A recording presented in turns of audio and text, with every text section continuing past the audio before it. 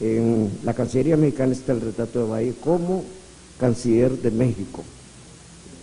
El único viaje que hizo, porque no viajó a ningún otro lugar. Incluso le invitaba a Humboldt a venir a Centroamérica, aquí, a la que llamaba mi Guatemala, pero es porque él la concebía como un solo ente jurídico. Pero los enemigos de Valle dicen, se fijan, se renegaba de nosotros, nos negaba, y lo que es absurdo, porque esto es algo que yo voy a repetir en otra charla, que daré en otro martes, pero creo que ningún país centroamericano ha parido prohombres como los nuestros. Ninguno, póngalos, júntelos. Le hemos puesto presidente a todos los países centroamericanos. Herrera fue presidente de Nicaragua. Morazán fue jefe de Estado de Guatemala, de Honduras, de El Salvador. Fue jefe de Estado de Costa Rica. No lo fue de Nicaragua, pero Herrera dejó muy buena huella ahí. Entonces hemos tenido hombres que desconocemos. Francisco Antonio Márquez. ¿Quién sabe quién es Francisco Antonio Márquez? Un hombre graduado con honores en la Universidad de San Carlos. Joaquín Rivera. ¿Quién sabe quién es Joaquín Rivera? Entonces yo me vuelvo provocador en mis clases. Les digo, ¿ustedes son hondureños o de dónde vienen? ¿De qué galaxia proceden? Porque no tienen la menor idea de los valores que hemos tenido nosotros. Y ese es el rescate de la identidad cultural. Lo demás es selva, simplemente. Porque uno debe decir, los mismos embajadores muchas veces les toca inaugurar una escuela que se llama Francisco Morazán y no pueden hablar ni siquiera 5 minutos sobre Morazán. Y si van a hablar de Morazán, van a hablar de que la estatua no es la de él, la que está en el Parque Central, lo que es un absurdo, totalmente. Entonces, uno es eso, el ancestro, y nosotros tenemos un ancestro increíblemente fino, para decirlo de alguna manera. Yo pues, le puedo dedicar a un mexicano que me está hablando de sus valores mexicanos, si le hablo yo de los míos. El problema es que nosotros no los conocemos porque, repito, la escuela nos los ha robado. Simplemente no los enseña, no les interesa que nosotros sepamos que venimos, que tenemos un ancestro ilustre. Mientras menos lo sepamos, mejor, porque así cada 4 años a las elecciones o con la selección nacional. Y eso es una lástima. Tenemos 2 interrogantes aquí en el auditorio, por favor, doctor. Ahí atrás del doctor Castillo. Sí, entiendo que el doctor Tony Ramos tiene una pregunta. ¿No? Esto es el poeta Rolando Catán. Por favor, Kelly. Buenas noches, maestro. Muchas gracias por su excelente conferencia sobre Valle. Y con ánimo de entrar en tertulia, antes de la pregunta, una pequeña aportación. La historia de la literatura nacional tiene muchísimos errores y algunos grandes cuestionamientos. Uno de esos cuestionamientos, creo, es el de Rafael Eliodoro Valle, que el primer libro publicado en Honduras fue en 1836 por Domingo Dárdano sobre los rudimentos de la aritmética. Sí. Eso me calza a mí mal porque la imprenta llegó en 1829, algo se tuvo que haber impreso. En esa búsqueda llegué a la biblioteca de José Cecilio de Valle, en la biblioteca Ludwig von Mises, en la Universidad Francisco Marroquín, donde hay alrededor de 2.500 volúmenes, todos anteriores a 1835, donde efectivamente firmaba José del Valle en sus Sex Libris, y donde también se encuentran los primeros libros publicados en nuestro país. Me llamó poderosamente la atención encontrar algunas ediciones a modo de periódicos, pero con textos literarios, impresos en Honduras, en la imprenta del Estado de Comayagua, por Eulogio García, en 1832, cosas que es necesario estudiar y llegar muy a fondo en la biblioteca de Valle, porque es sumamente rica en fuentes.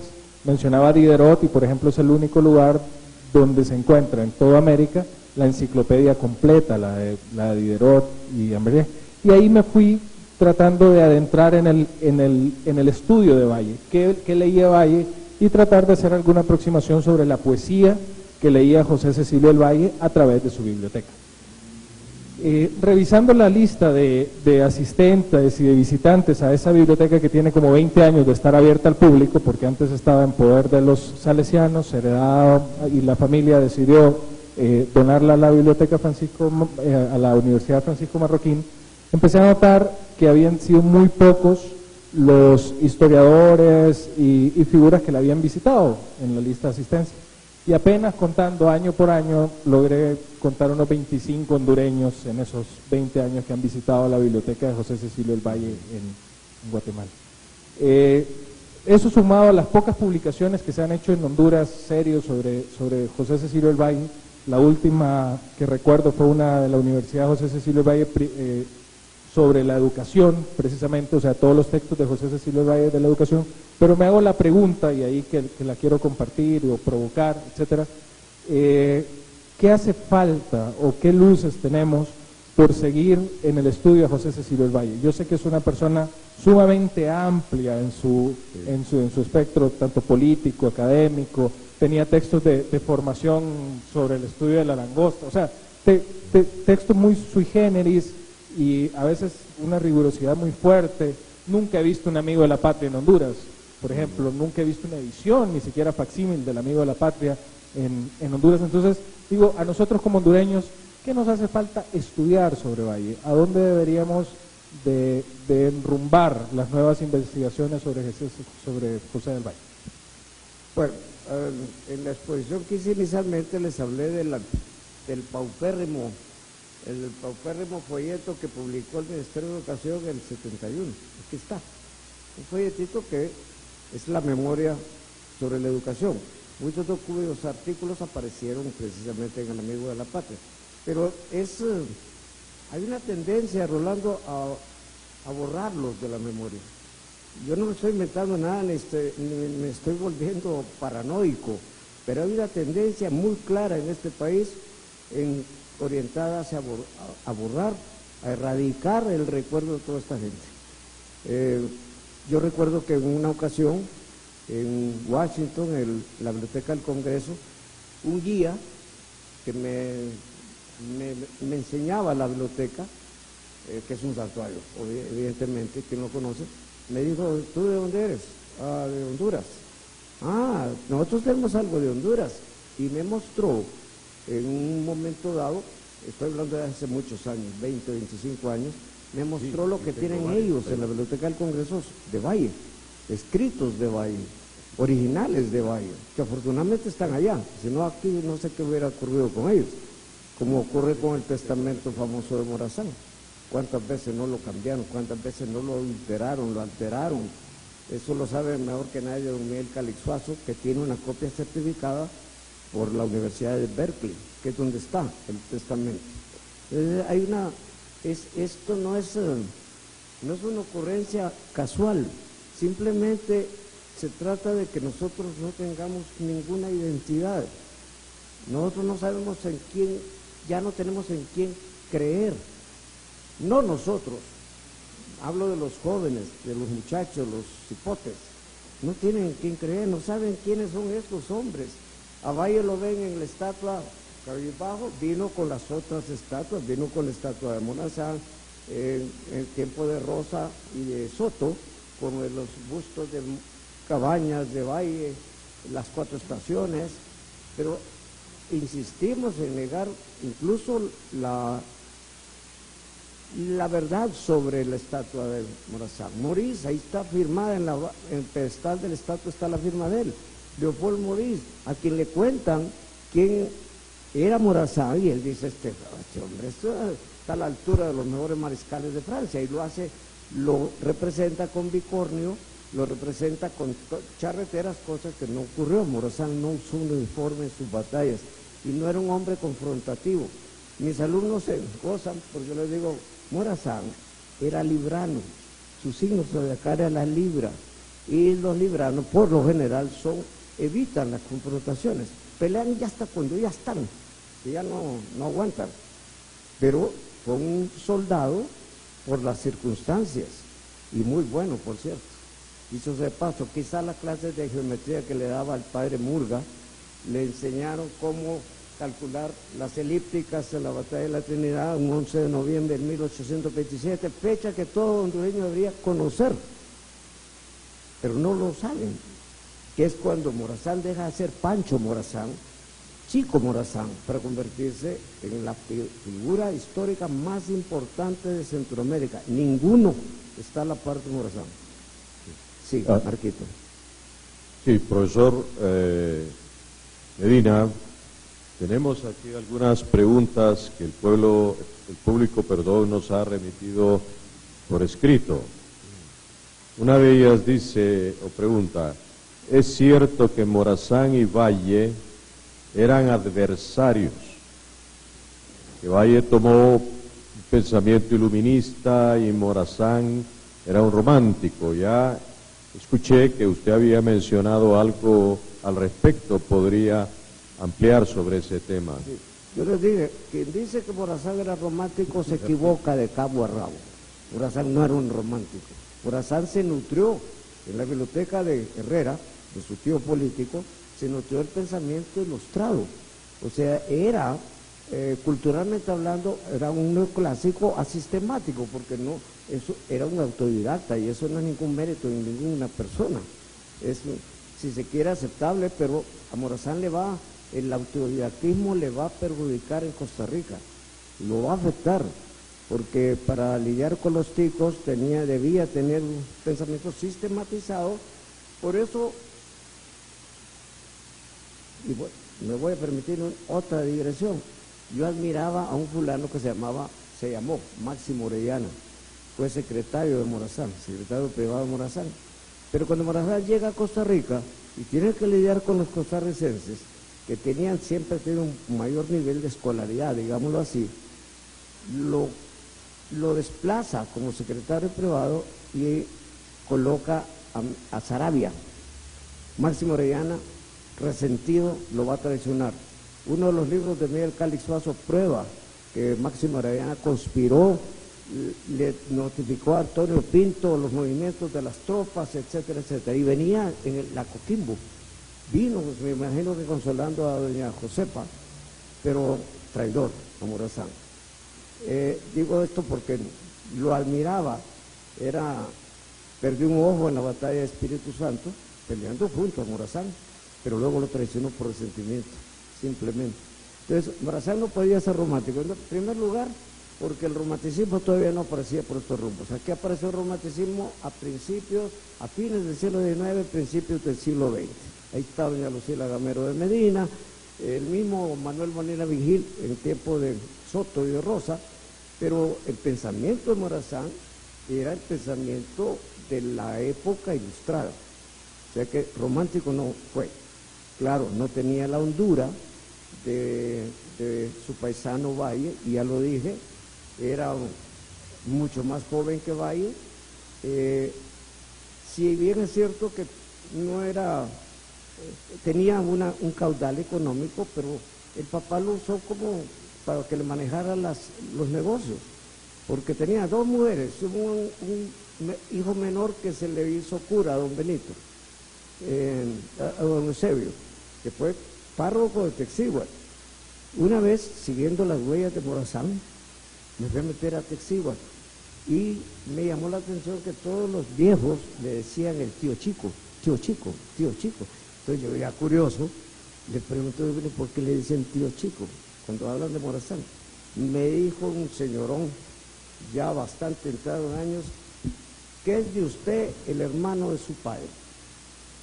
Tío, bueno, Benito fue párroco, era el padre de Texíhuatl, y Morazán llegaba a pasar sus temporaditas con Francisco Antonio Márquez ahí. Entonces ellos, de tradición, le siguen diciendo tío Chico. Ya los jóvenes ya no van a saber de dónde apareció, porque nosotros somos una especie de páramo en cuanto a los próceres. Yo a mis estudiantes les cuento que hubo hay una anécdota de Morazán que yo voy a mencionar cuando me toque hablar de Morazán, que no es decir, es de Morazán, pero García Márquez hizo una novela biográfica, una biografía novelada de Bolívar, Y resulta que descubrió esta anécdota de Morazán, pero se la adjudicó a Bolívar, que no tenía, como alguien me dijo hace poco, se conocieron con Valle, Bolívar y Valle, con el panamericanismo, no. Incluso Bolívar era menor que Valle y se murió antes que Valle. Pero García Márquez le adjudica la anécdota a Bolívar, pero es de Morazán, incluso se puede rastrear. Rolando, que es un detective, un arqueólogo de la literatura como José González, la puede encontrar. Cuando estaba de jefe de Estado en San José, lo invitan a una fiesta del Jet Set de San José de Costa Rica. Y él dice, voy si puedo, si llevo mi Estado Mayor. ¿Y quiénes eran los del Estado Mayor? Texiguas, curarenes, salvadoreños, guatemaltecos. Y él llega, además, 2 jamaiquinos, Doroteo Corso y Henry Torrelonge. Torrelonge le ha salvado la vida en la batalla de Espíritu Santo. Cayó del caballo de Morazán y Torrelonge lo salvó, lo sacó y le cortaron la cara, le partieron la cara con un sable. Entonces, en la fiesta, Torrelonge se va a sacar a una tica. Y a mí me imagino la muchachita con el abanico, lo ve de arriba abajo y dice, no, que Morazán lo ve. Y se cruza el salón y le dice, coronel, ¿me permite esta pieza? Y Torrelonge le capta inmediatamente la idea y le dice, como no, mi general. Y baila con él, con el hombre que le ha salvado la vida. Termina y le dice, gracias, mi coronel, a usted, mi general. Señores, nos vamos, y se fue. Eso fue poquito antes de morir. Esta anécdota la descubre García Márquez y se la adjudica a Bolívar. Bolívar era incapaz de una cosa de esas. Porque recuerden que Bolívar en un momento dado se hizo un sátrapa en América del Sur. Los suyos se le dieron vuelta, le dieron la espalda y se murió como una piltrafa en Santa Marta. Sin embargo, Morís, que conoce la historia de Morazán y sabe que Morazán murió a consecuencia de una escaramuza en San José, hace la estatua con una pata del caballo levantada. El simbolismo de las estatuas ecuestres es que si los 4 patas del caballo están en el piso, el hombre falleció, se murió muerte natural. Si tiene una pata levantada, murió a consecuencia de una escaramuza bélica. Si tiene las 2 patas levantadas, murió en plena batalla. Vayan a ver la estatua de Bolívar que está al final de la Avenida de La Paz, tiene las 2 patas levantadas. Y murió tísico, por donde iba pasando la gente lo invitaba a comer porque era el libertador, pero le enterraban la vajilla porque no lo fuera a contagiar. Entonces Bolívar tuvo un mal final y no llega a la altura, a la probidad, a la actitud vertical, rectilínea de un hombre como Morazán. Pero así es el asunto, que allá lo veneran, allá no se habla. En cambio en El Salvador fuimos a poner por la pedagógica en 92 una placa en el mausoleo de Morazán y apareció un policía municipal y nos hizo una esquela a 2, éramos 2, y luego fuimos a pagar 20 colones de multa porque en la estatua de Morazán, en el mausoleo de Morazán, no se llega a platicar, se llega a orar o a meditar y se acabó. Eso es El Salvador, sí. Pero aquí no una vez le doblaron el sable a Morazán y luego un alcalde le quitó la rotonda que Pollo Campero le había hecho a la estatua y ahora todos los desocupados de Tegucigalpa le ponen las posaderas a la estatua, frente a la estatua. Profesor Medina, sí. Las vidas de estos grandes hombres que hemos mencionado, Valle, Herrera, Morazán, Cabañas, contemporáneos, todos ellos están tremendamente imbricadas y casi que hablar de uno hace forzoso mencionar al otro. Pero retomando nuestra figura de Valle, aquí tenemos una pregunta que nos dice, además de su preocupación obsesiva por la educación, ¿qué otros temas interesaban a Valle? Como bueno clásico, todos, absolutamente todos, la matemática, la ciencia, la botánica, la economía política, era la formación ilustrada, era lo que correspondía a eso que llamamos el siglo de las luces, el iluminismo. Yo digo que hubiera sido un magnífico embajador de la República Federal en París, pero no lo fue. Se quedó solo a México, viajó. Inclusive cuando se habla del panamericanismo, hay que recordar que Bolívar había publicado la famosa Carta de Jamaica en 1815. Valle lo hizo en Soñaba el Abad San Pedro, y yo también sé soñar, que es de 1822, posterior, pero que no se conocieron, definitivamente no. Lo que ocurre es que yo estoy hablando de Valle, pero si no solo Valle figura en el firmamento de próceres hondureños, hablo de los próceres hondureños, tenemos unos valores increíbles, todos personajes novelescos, por cierto. El más novelesco de todos, evidentemente, es José Francisco Morazán Quesada, pero Valle es un hombre más allá, ya lo dije al principio, sabio. ¿Por qué era sabio? Porque sabía, hombre, eso era todo. Eso era, ¿por qué le decían sabio? Sí, porque sabía. En un mundo como este, en el que el saber es poder, Valle hubiera estado a sus anchas, si es que no le ocurre algún percance. Aquí tenemos otra pregunta relacionada con nuestro prócer Valle. Si usted pudiera ampliar sobre la actividad de Valle en México para lograr la separación de Centroamérica del imperio de Iturbide, evidentemente. Él se opuso siempre a la anexión. Siempre se opuso, desde el principio se opuso a la anexión. Sin embargo, cuando nos anexamos a México, él va como diputado. Él era diputado por Comayagua, por cierto. Pero nunca estuvo de acuerdo con ello. Sin embargo, cumplió con lo que le correspondía. Cuando el fraude que le hace Arce a Valle eran 82 los votantes, y Valle tenía 41. Sin embargo, faltaban 3 votos. Entonces, como faltaban 3 votos, le dieron largas al asunto, y entonces nunca llegaron los 3 votos, y la gente de Valle le dijo, vámonos al monte, en montañismo. Si Valle era un hombre ilustrado, hombre pensamiento de no, que con sus pan se lo comen, ahí se los van a arreglar. Entonces, insisto en cuanto a que Valle da cátedra en México. Inclusive, cuando regresa, por donde pasa, es muy bien recibido, porque la trascendencia de Valle va más allá de las fronteras. Sin embargo, en este país, que fue donde él nació, no lo conocemos en absoluto.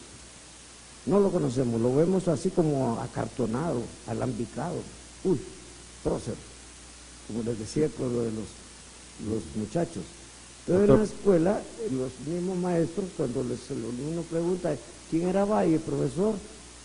Un fulano ahí, reaccionario, conservador, porque no saben nada de Valle. Entonces el muchacho se traga todo aquello. Yo me tragaba lo de Morazán, masón, y yo vivía en el barrio abajo, y ahí hay una logia masónica. Mejor daba la vuelta a toda la cuadra para que no me fueran a agarrar los masones y me fueran a comer, porque estaba sin potes. Profesor, Sí. ¿podría comentar algo sobre el libro José Cecilio del Valle, el Puché de Centroamérica? ¿Lo escribió algún enemigo de Valle? Lo de Puché es una grosería, porque Puché es un personaje tétrico en la historia universal, ustedes lo saben, era un fulano maniobrero, calculador, inescrupuloso.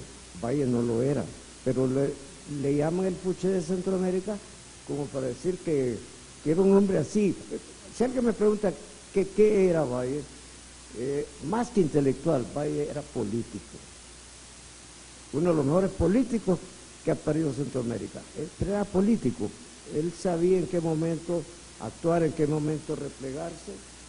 Conocía muy bien del asunto político, más que ser intelectual. Pero lo imaginamos como sabio, alejado de todo.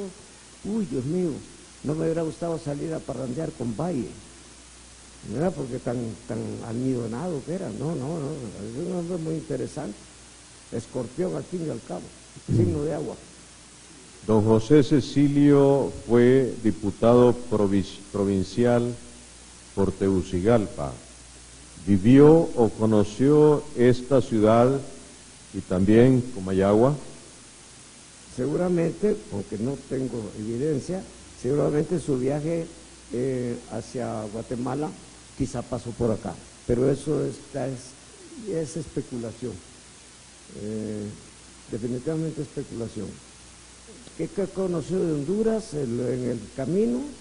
No lo sabemos, en realidad no hay ninguna evidencia y no me gustaría especular sobre eso. Al morir en Guatemala, donde residía,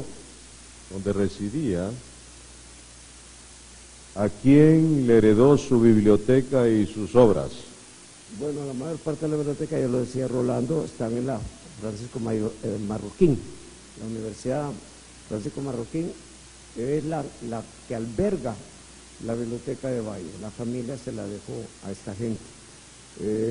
Pero ya lo decía Rolando, muy pocos hondureños viajan para conocer qué hay de Valle ahí, porque no les interesa. Es que el problema nuestro es que dan mal ejemplo, los próceres dan mal ejemplo.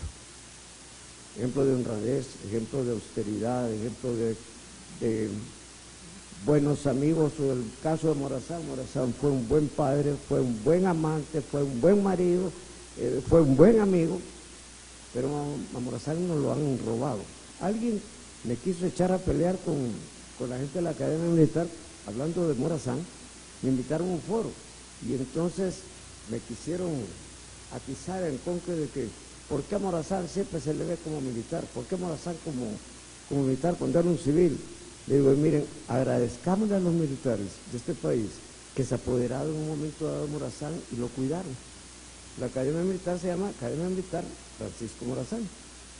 Cuando yo estudié en la Escuela Superior de Profesorado, Francisco Morazán, aunque nunca se llamó Francisco Morazán, ahora se llama Universidad Pedagógica Nacional Francisco Morazán, pero en ese tiempo no se llamó así. Lo que pasa es que funcionaba en una escuela que estaba destinada para ser la Escuela Francisco Morazán, una escuela de primaria. Pero ellos lo conservaron, lo estamos rescatando.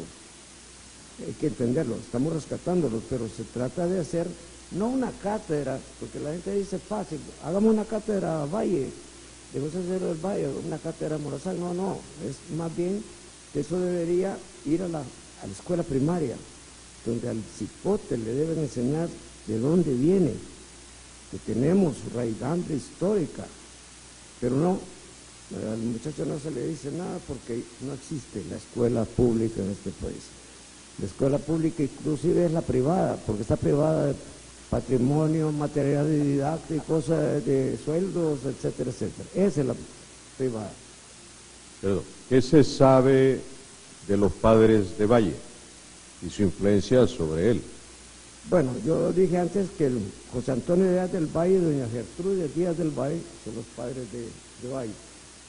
El papá tenía un origen andaluz, o sea, había venido de Andalucía, no sé de qué sitio de Andalucía, pero sí lo era. Y el bisabuelo, José Díaz del Valle, fue el que creó ese emporio, porque era un emporio, que la ministra de Educación a la que aludí, aunque no solo mencioné el milagro, pero no el santo, lo llevó a un pesebre, ¿verdad? Nació en Tegucigalpa de cuna pobre, eso lo dijo la señora una vez en la radio.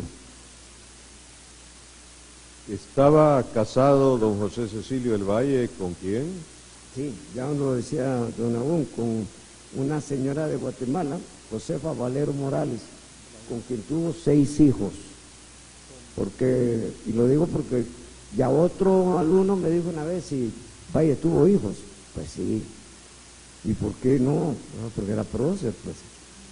Los próceres no tienen hijos. Que repito, es una palabreja que se ha tergiversado, se ha utilizado mal.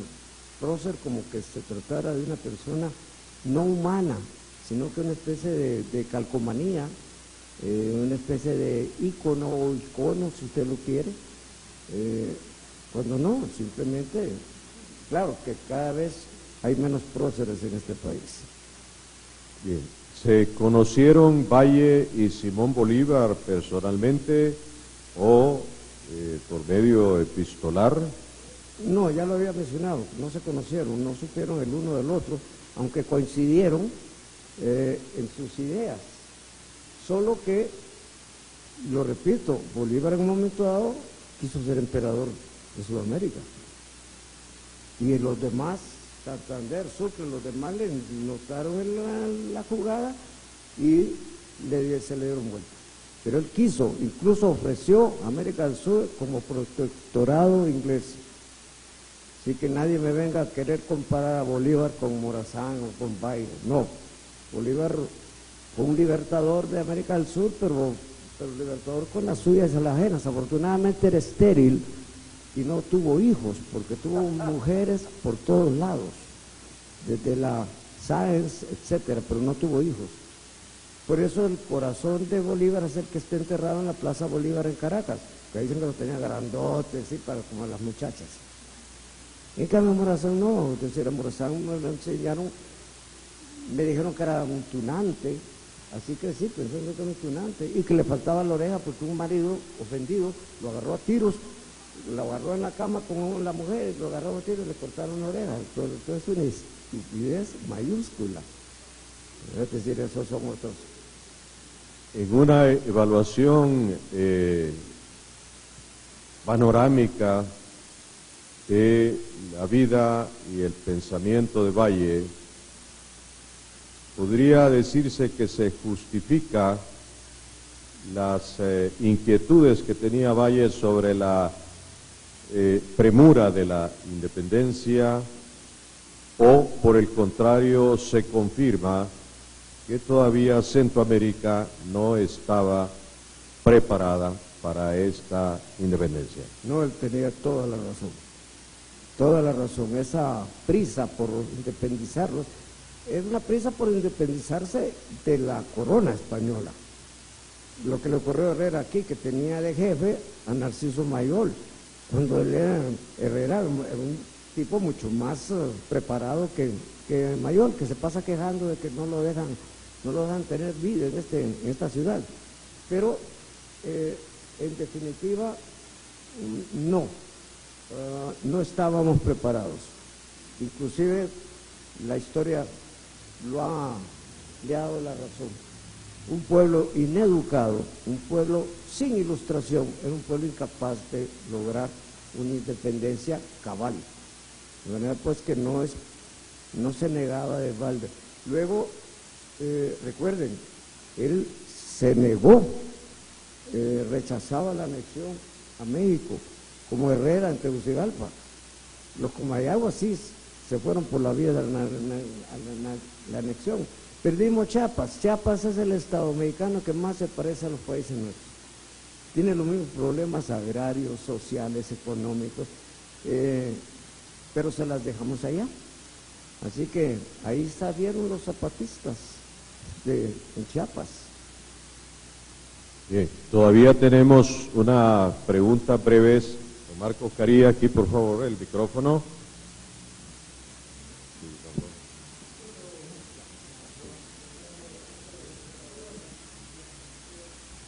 Me ha llamado la atención esto de que Morazán era romántico y Valle ilustrado, ¿verdad? En realidad toda la formación de la generación que va después de la de Valle son todavía ilustrados. Sí. Su formación es del siglo XVIII. Sí. Lo mismo que la de Napoleón Bonaparte, Claro. que es un heredero de la ilustración. Lo que sucede es que la historia cambia tan rápido en esos años, porque el ilustrado es sobre todo un racionalista. Sí. Y los ilustrados veían la transformación de la sociedad, pero como buenos racionalistas, por etapas. Pero a raíz de la Revolución Francesa, la situación comienza a ser tan dramáticamente acelerada que cambian las cosas. Sí. Y la siguiente generación se las ve entonces, y, digamos, Napoleón y todos sus mariscales, Bolívar y Morazán en una situación distinta y como personalidades históricas de alguna manera son distintos, aunque intelectualmente estén formados en la Ilustración. Ahora, cuando el romanticismo posterior, digamos ya como por 1850, empieza a consolidarse, se fija. Entonces, estas personalidades son una creación romántica. Sí. Ellos propiamente no, sino posteriormente. No olvidemos que el historiador inglés Thomas Carlyle, que trabaja a mediados del siglo XIX y es uno de los escritores románticos por excelencia, precisamente toda su teoría de la historia es sobre el héroe. Sí. El héroe es el que hace la historia. El héroe es el que tiene la palabra más que el pueblo. Sí. Pues, y los europeos en ese tiempo viven encandilados por la figura de Bonaparte. Claro. Bonaparte es el héroe. Bueno, de hecho, en su momento, en un Beethoven y todos los demás, inicialmente, Schelling y todos los poetas alemanes viven encandilados por la figura de Morazán, de Napoleón. Y entonces, posteriormente, entonces por eso se les llama, se dice que son románticos, pero es que más bien los románticos los agarraron y hay unas constantes, los famosos 100 días, ¿verdad? Sí. Los 100 días de Napoleón que regresa y que lo vuelven a echar, Murat, el cuñado de Napoleón, que regresa a Nápoles y lo fusilan, Iturbide, que regresa a México y lo fusilan, Morazán, que regresa a Costa Rica y lo fusilan, y lo otro, por lo que decía Catán. Yo creo que hace falta aquí, sobre todo en las universidades, que se haga un poco más de pensamiento alrededor de los estudios de posgrado. Claro. Porque hacer una obra como la que alguien preguntó, ¿cómo entrarle a Valle? Eso no se hace en 3 meses. Sí.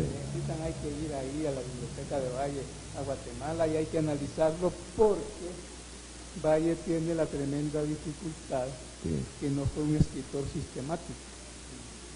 Entonces, el pobre muchacho que se esté doctorando, lo que tiene que asegurarse muy bien es el arranque.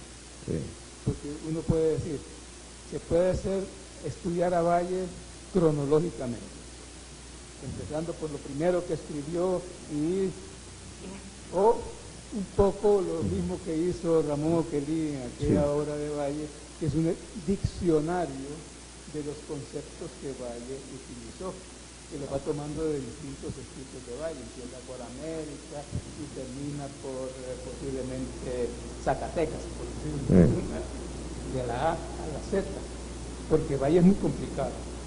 O se puede escoger lo que decía don Antonio, escritos de Valle sobre educación, escritos de Valle sobre economía, escritos de Valle sobre botánica, escritos de Valle sobre estadísticas, escritos de Valle sobre política.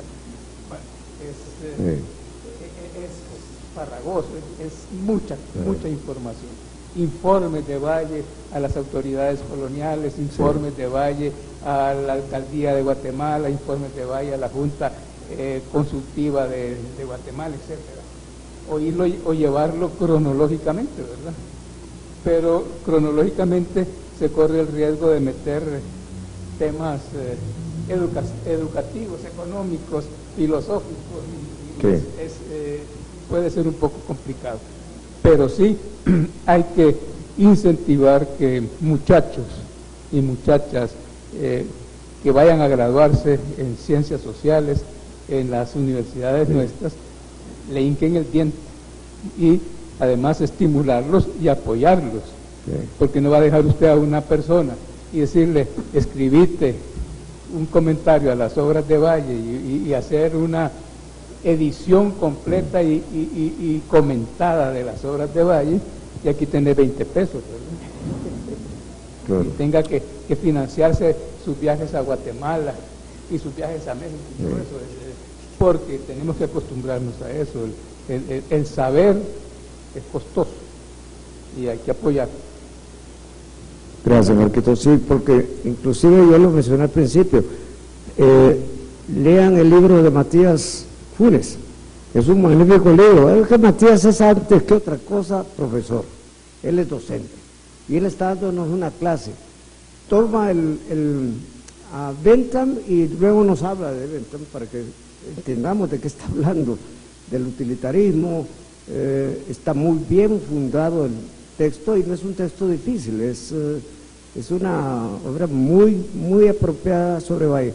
Yo recuerdo que para el 92, para el bicentenario de Morazán, Longino Becerra publicó un libro sobre el liberalismo de Morazán,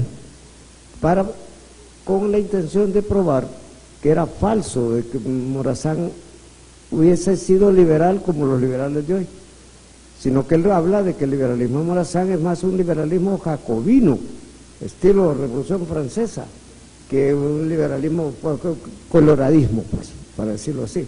Y creó Roncha, porque eso fue, casi lo linchan a Longino, pero Longino prueba en ideas pedagógicas de Morazán que las ideas pedagógicas de Morazán estaban basadas en el pensamiento ilustrado, como decía Marquitos. Sí. Buenas noches. Maestro, no quisiera abusar de usted, pero quisiera más que todo hacerle un par de preguntas, sí, totalmente dispares en su época. He estado un poco comparando la lectura de la Ilustración y entre los pensadores franceses, particularmente Rousseau y el contrato social, cómo se confronta este pensamiento de Rousseau en el contrato social con el pensamiento filosófico pragmático de Valle en América, y a su vez cómo se compara este pensamiento de Valle con el panamericanismo pragmático de Bolívar. Y la otra pregunta es, en términos reales, ¿cómo poder explicarle a un joven de nuestro colegio por qué necesita entender a Valle? Bien, es extensa la pregunta. Bueno, en primer lugar, si queremos meterle a la fuerza a un niño la figura de Valle, como la de Morazán, como la de Herrera, como la de Cabañas, lo vamos a alejar. Definitivamente se va a hacer a un lado, porque eso es casi una imposición, como la imposición de poner al muchacho en tercer grado a leer el Quijote de la Mancha. ¿Verdad? Es una burrada, porque el cipote termina detestando el Quijote de la Mancha, porque no lo quiere leer así. Pero el caso es que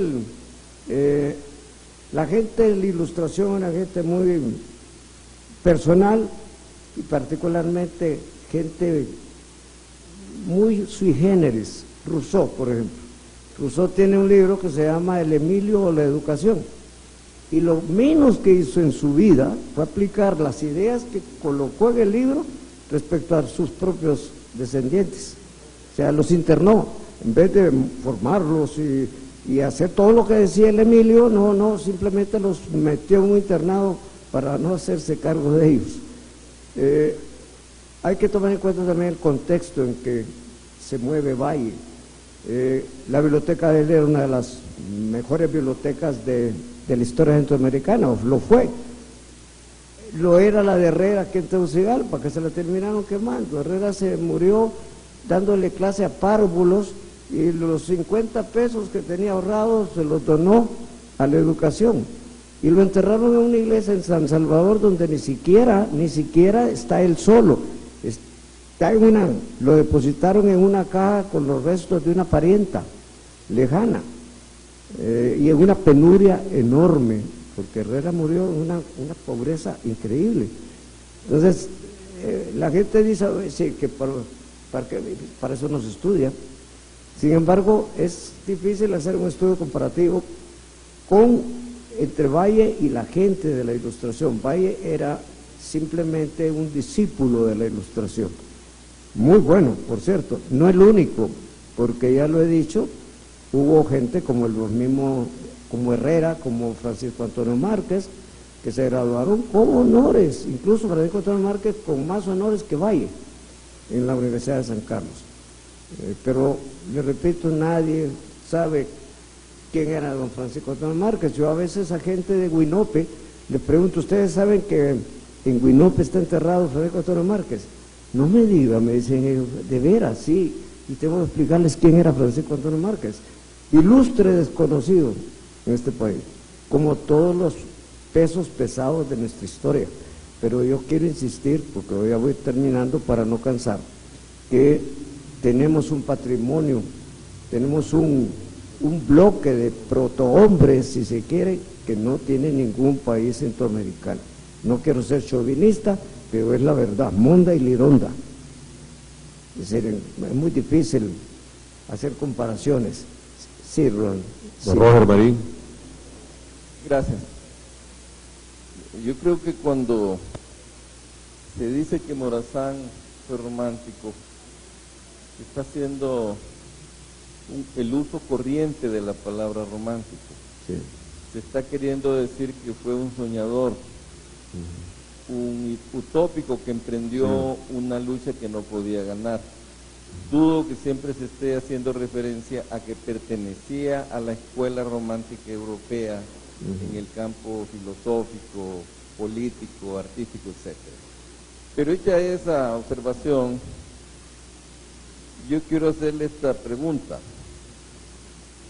Si Valle vivió casi toda su vida en Guatemala, se educó en Guatemala, ejerció su profesión en Guatemala, hizo su carrera política en Guatemala, ¿no será Valle más bien un prócer de Centroamérica, más que un prócer de Honduras?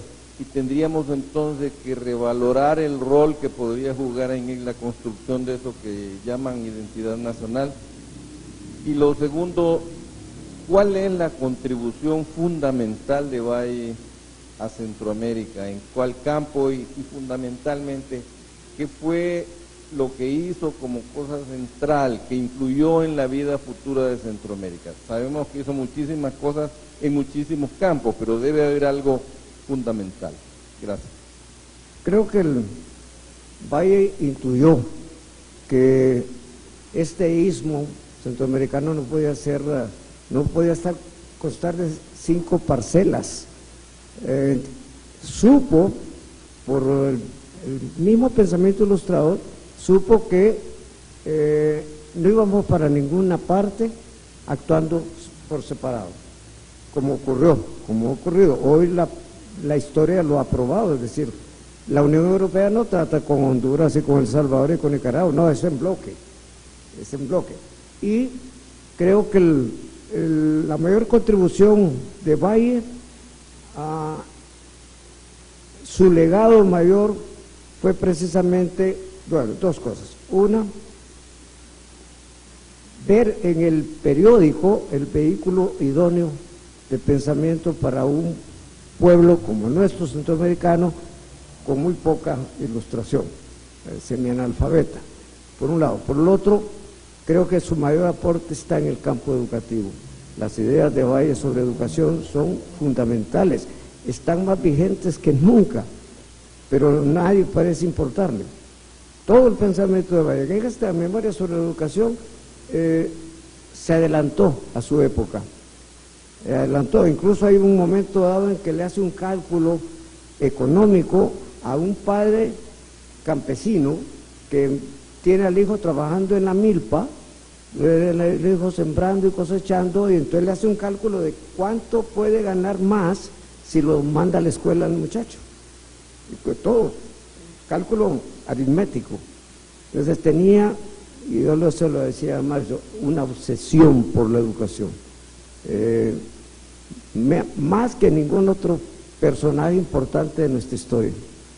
Entendía el problema educativo, entendía que un pueblo ignorante no va para ninguna parte, entendía que debía educarse a la gente, a pesar de que él era un criollo, un hombre caudalado, pero pudo percibir, además de que fue el primer feminista centroamericano, él bregaba precisamente y se creó enemistades en Guatemala porque bregaba porque las mujeres fueran a la escuela, que se educaran, porque 2 jalaban mejor la carreta que uno solo.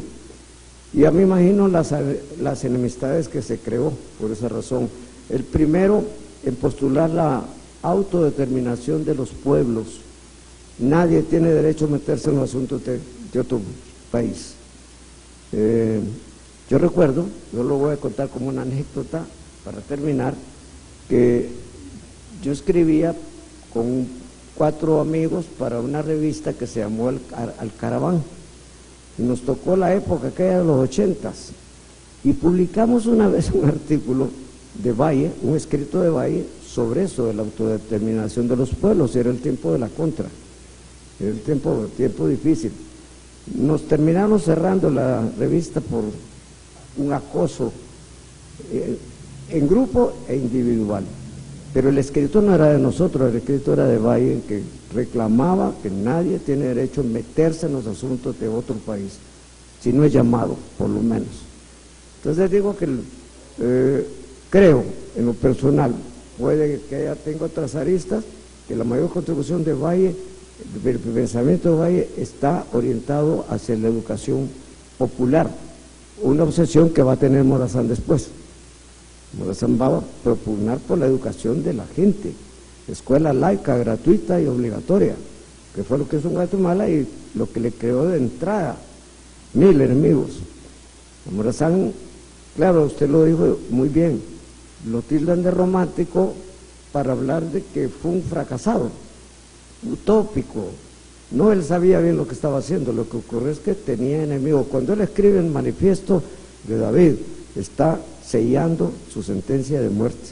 Ustedes lo leen y se dan cuenta de que no lo podían dejar vivo, tenían que eliminarlo, porque al final dice en ese manifiesto, porque no volverán a ser dueños de estas parcelas, porque la libertad ha recobrado el imperio del orbe, frase que aparece en el mural de Mario Zamora en los bajos del Congreso Nacional.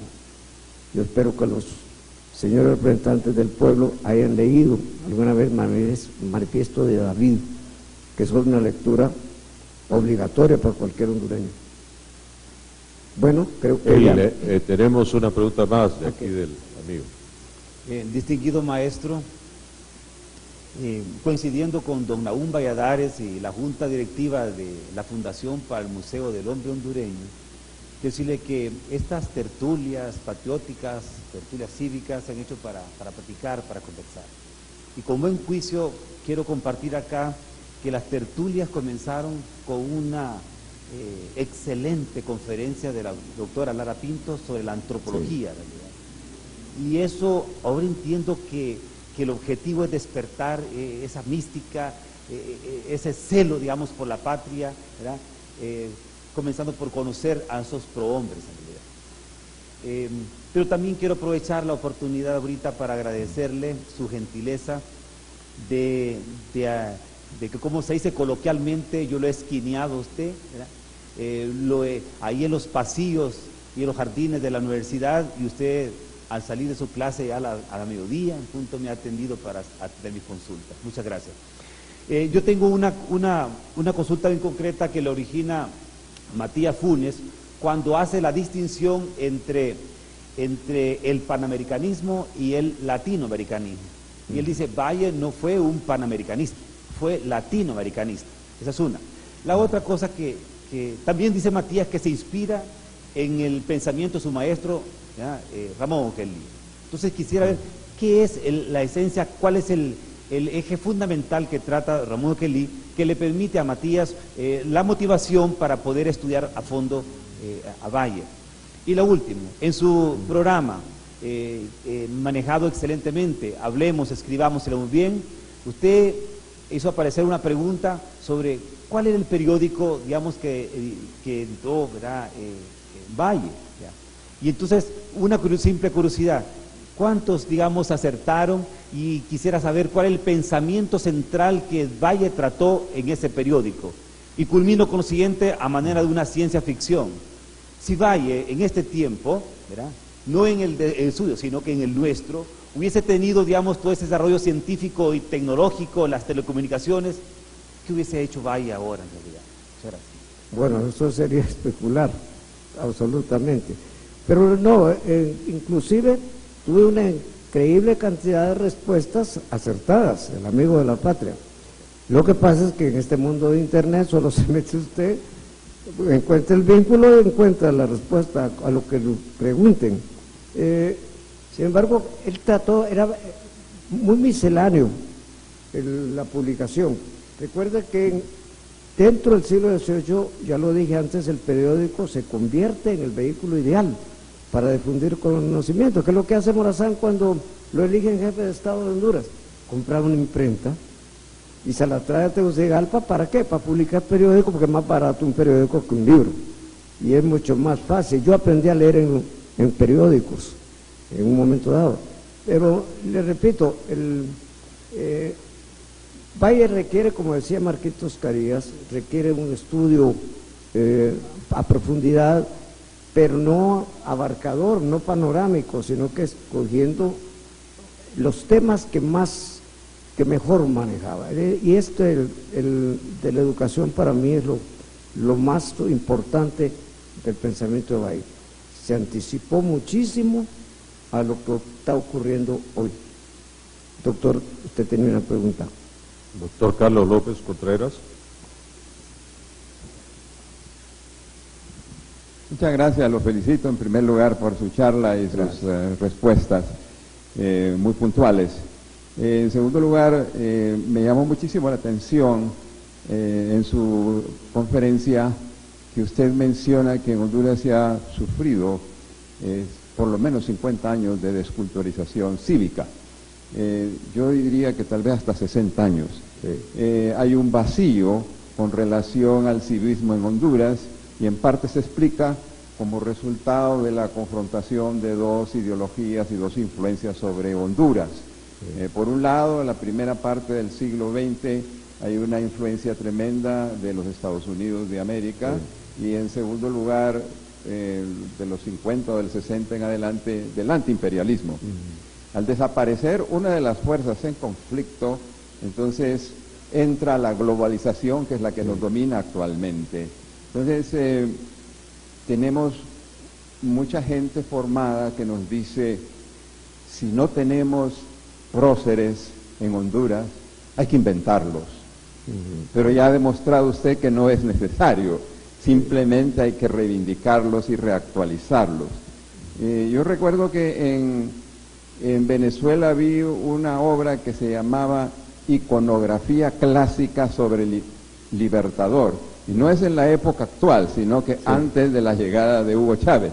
Entonces, hay un culto de la personalidad en esos países. Pero ahora yo quisiera preguntarle a usted puntualmente cómo se ubicaba Valle con relación a la forma de gobierno que se estaba concibiendo al momento de la independencia. ¿Se identificaba él con el concepto federalista o el concepto centralista? Porque es muy importante, porque me parece que la federación, como fue concebida, probablemente siguiendo un mimetismo del modelo americano, en el caso de Centroamérica como que llevaba las semillas de su propia destrucción. Sí. Muy similar al pensamiento de Herrera, por el caso. Es decir, se inclinaba más, hay quien tilda a Valle de oportunista, porque yo lo dije en un momento dado, era un hombre muy sagaz, político, por vocación, por formación si se quiere, pero evidentemente la idea de un bloque centroamericano era parte del pensamiento de Valle. Y como nos lo decía el amigo, Matías habla de, no quiero utilizar el término panamericanismo, sino que usa el latinoamericanismo, que es un concepto bien evasivo como el de Latinoamérica. Es decir, ¿qué somos? ¿Hispanoamericanos? ¿Somos iberoamericanos? ¿Somos latinoamericanos? Es un problema político. Los franceses intentan penetrar en el ámbito político nuestro, se inventan lo de Latinoamérica, porque ellos hablan una lengua romance, hablan una lengua y que es más amplio el sentido. Bueno, entonces, lo de latinoamericano, iberoamericano. Entonces, Matías alude a lo de la creación del panamericanismo a partir de lo que será después la OEA, una forma de extender el dominio imperial en toda la zona, pero sí era un hombre proclive a la idea de una Centroamérica junta, unida, que eso es lo que hoy estamos viendo. Yo lo decía antes, inclusive Hay quien hasta que le quieren meter 2 estrellas más a la bandera porque Belice y Panamá son parte de, ya no están separadas, pero que sería un absurdo.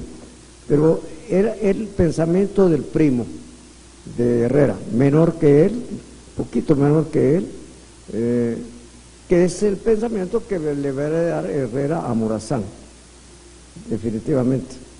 Pero repito, son grandes hombres y claro, solo es de redescubrirlos, de bajarlos de la estatua, porque el problema es ese, que los idealizamos a tal punto que se nos hacen inaccesibles.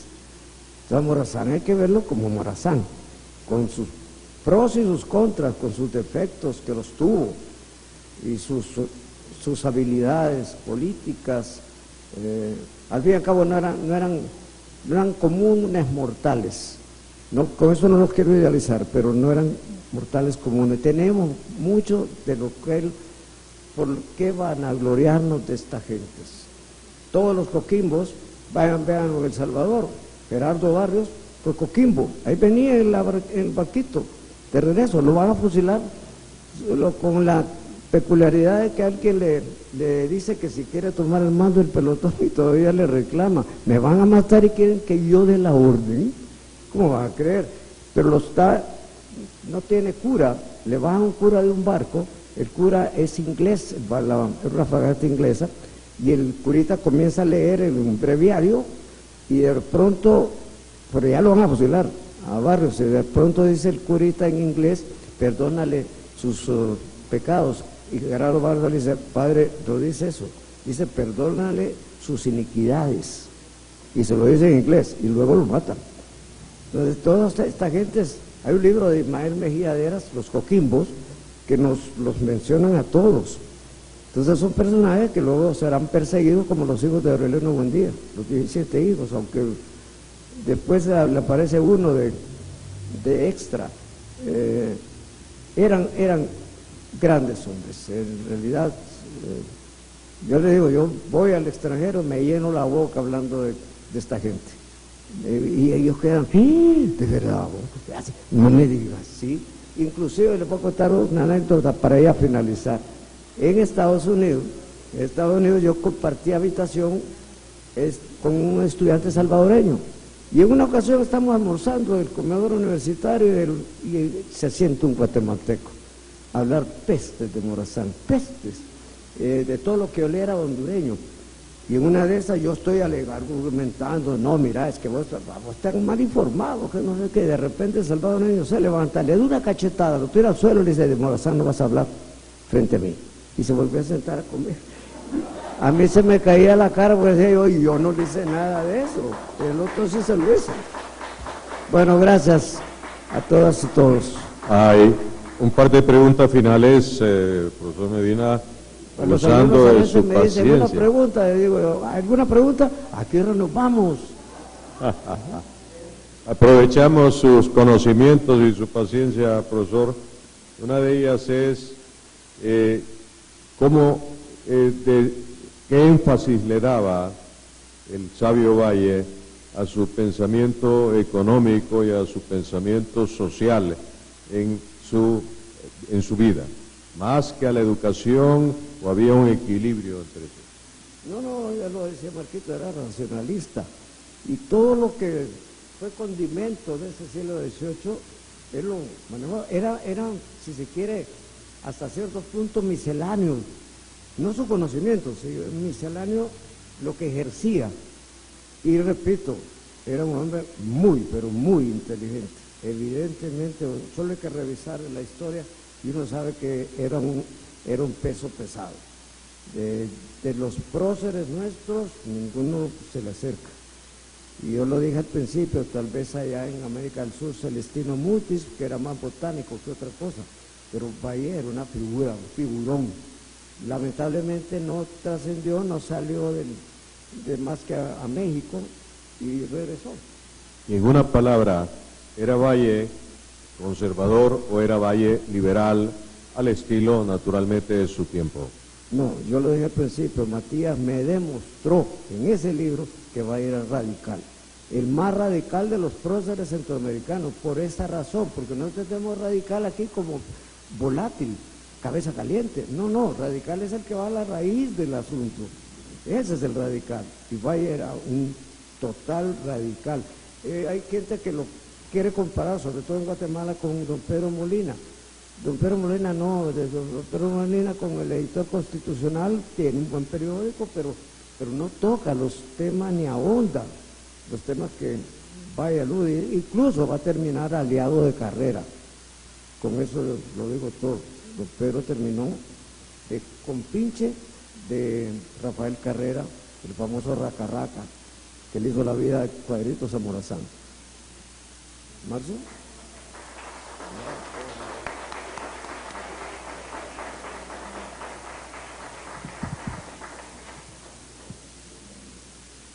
Muchas gracias por esta magistral exposición del profesor Juan Antonio Medina Durón, que, como hemos dicho, licenciado en letras, magíster en literatura, y que fue reconocida su labor en la crítica y en la obra literaria con el Premio Nacional de Literatura. Antes de cerrar esta tertulia del día de hoy, la presidenta de la Fundación para el Museo del Hombre Hondureño tiene una invitación muy particular que hacerle tanto al público asistente, que nos ha honrado con esta perseverancia, no solamente en este día, sino en los días anteriores, y también una invitación que está dirigida a la teleaudiencia. Con ustedes, doña Armida de López Contreras.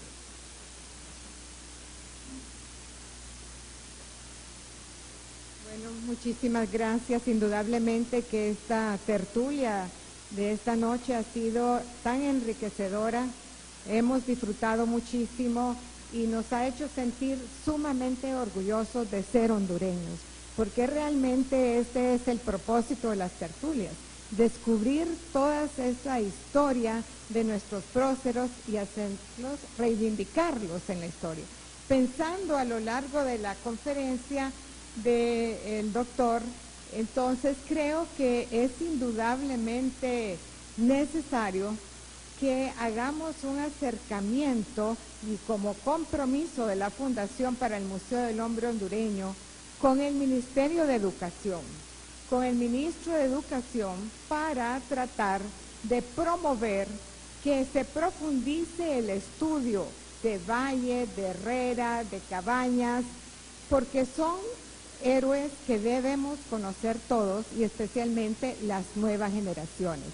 ¿Y por qué no hacer como hacen otras instituciones o como hace Naciones Unidas, y que dice, bueno, este próximo año va a ser el año de la familia, o va a ser el año de la mujer, o va a ser ¿por qué nosotros no podemos promover para que se acepte, que se establezca el año de Valle y el año de Herrera y el año de Cabañas y de tantos otros que realmente necesitamos que nuestros niños conozcan, que nuestros jóvenes se apropien, que no necesitamos realmente tanta cosa que venga de fuera, sino que realmente es importante en un mundo globalizado compartir los conocimientos, pero también es fundamental saber lo que tenemos.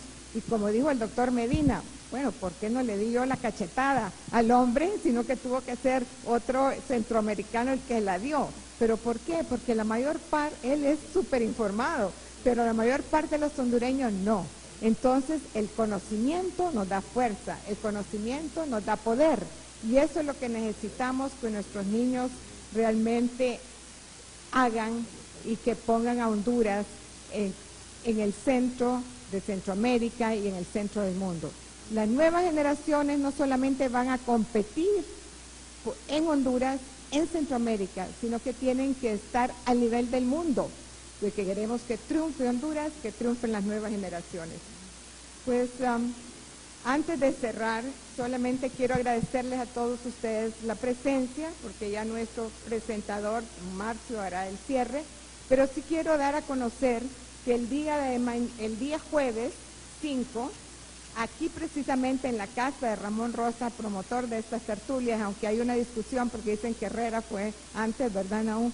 Pero bueno, entonces, aquí el jueves 5, a las 11 de la mañana, el poeta peruano Miguel Ildefonso, ganador del tercer premio iberoamericano de poesía, Juegos Florales de Tegucigalpa, estará presentando su libro, Escrito de los Afluentes, para los cuales están todos ustedes cordialmente invitados. Por favor, les esperamos su presencia, y también el público que se encuentra en sus casas. A todos ellos les hacemos la invitación para que las personas que deseen conocer a ese magnífico escritor, el peruano Miguel Ildefonso, ganador del tercer premio iberoamericano de poesía, vengan acá y que estén presentes y puedan obtener un autógrafo de ese magistral escritor. Entonces, al Cicerón andino, como decía Marco Antonio, que tiene gran sentido de la posteridad, que sea culto de las virtudes, la educación, que era realmente el sentir y su verdadera pasión, le hemos dedicado esta noche con gran admiración y con un entusiasmo enorme de la concurrencia aquí presente sobre todo. Pues yo llamaría a Marcios, que ha sido nuestro presentador, para que haga los agradecimientos correspondientes a nuestros patrocinadores también.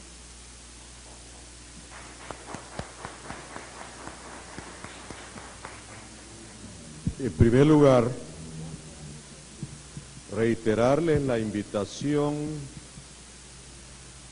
a las siguientes tertulias patrióticas en esta Casa de la Amistad Ramón Rosa, hoy sede de la Fundación y del Museo del Hombre Hondureño.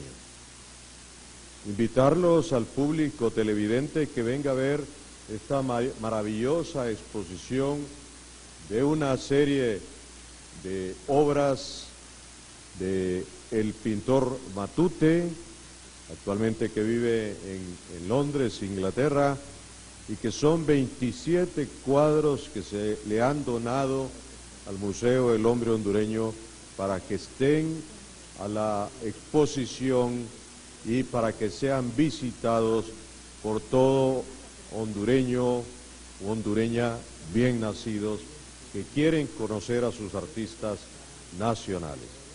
La siguiente tertulia patriótica, les confieso que a pesar de que he sido un asiduo lector desde niño y que me he interesado mucho por las figuras patrias y tengo muchos libros sobre ellos, para mí la siguiente figura de la cual se va a hablar, el siguiente prócer, es prácticamente desconocido. Aparte del nombre, de algún cargo que ocupó, de que se le llama prócer de la Independencia, que fue primo de don José Cecilio del Valle, no sé absolutamente nada más. Creo que mucha gente de nuestro país está en la misma situación de muy poco conocimiento de don Dionisio de Herrera.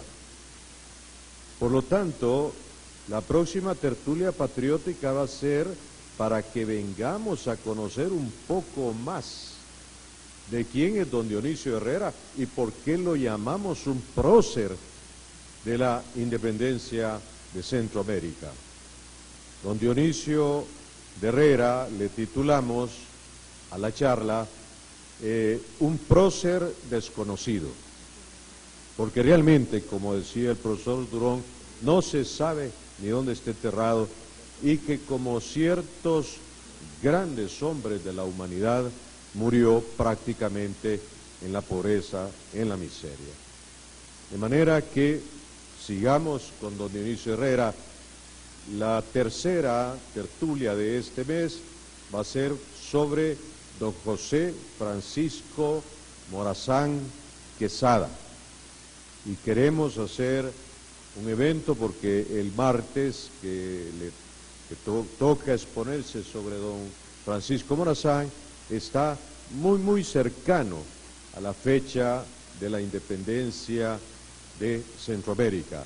Y finalmente vamos a hablar sobre un compañero de estos próceres, sobre todo del general Morazán, que estuvo con él en sus últimos momentos en Costa Rica, que es don José Trinidad Cabañas. Para octubre tenemos otra serie de conferencias, otra serie de tertulias, y esperamos entonces que ustedes sigan acompañándonos, que inviten a sus amigos y que esta Casa de la Amistad los va a recibir con verdadera amistad. Reiteramos el agradecimiento de la Fundación y de la Comisión Coordinadora de estas tertulias a Hondutel, que nos ha brindado todo el apoyo para hacer posible la transmisión en directo de estas conferencias magistrales, al Canal 8, el canal del Estado, que por medio de su equipo, que se queda hasta altas horas de la noche, nos hace también posible estas transmisiones para el pueblo hondureño en general. La televisión educativa Canal 10, que hace unas ediciones o reprisa, sino todo partes de estas tertulias en sus programas cotidianos. A la Secretaría del Interior y Población, que ha apoyado incluso económicamente la realización de estos eventos, a la Secretaría de Comunicaciones, a la Radio Nacional de Honduras, a la Fundación Promoción de los Talentos y el Arte, a la Universidad Metropolitana, a la Academia Hondureña de Geografía e Historia, al Departamento de Ciencias Sociales de la Universidad Pedagógica Francisco Morazán, a la Universidad Nacional Autónoma de Honduras, y en octubre se nos une con un apoyo extraordinario el Instituto Morazánico. Para todos ustedes, amigos que nos han acompañado aquí personalmente, un agradecimiento muy efusivo, un reconocimiento a ustedes que están queriendo rescatar este tesoro del pensamiento y la actuación de hombres tan ilustres como los próceres que han nacido en esta tierra. Y para los amables televidentes que también han tenido la paciencia de estar acompañándonos para ilustrarnos sobre hombres que en realidad fueron verdaderos ciudadanos de Centroamérica, para ellos nuestro más profundo reconocimiento. Muchas gracias y pasen una feliz noche.